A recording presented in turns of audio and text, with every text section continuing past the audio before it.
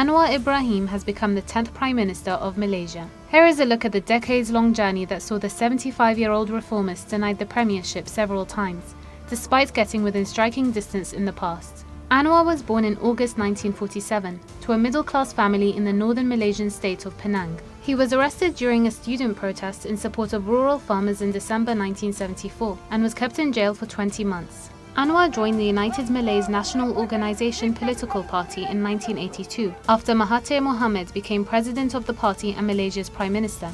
He rose through the ranks in the 1990s and first became finance minister and then Mahathir's deputy prime minister. Anwar was fired by Mahathir in September 1998 on charges of sexual misconduct after the two had a public falling out over the handling of the 1997 Asian financial crisis. He remained in jail for nearly a decade between 1999 and 2018 over what he says were politically motivated charges of sodomy and corruption.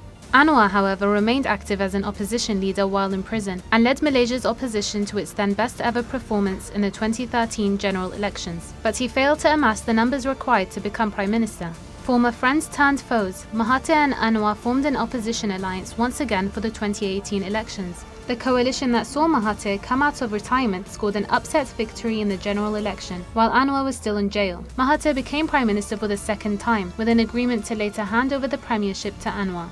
Anwar was then also freed from jail after receiving a pardon from the country's king. But having failed to fulfill his handover pledge, Mahathir resigned in 2020 as the coalition with Anwar collapsed due to infighting. Anwar's Pakatan Harapan coalition then won the most number of seats in the November 2022 snap elections, but once again fell short of the required majority. The king finally intervened to break the stalemate in the newly elected hung parliament and named Anwar the country's new leader while calling for a unity government.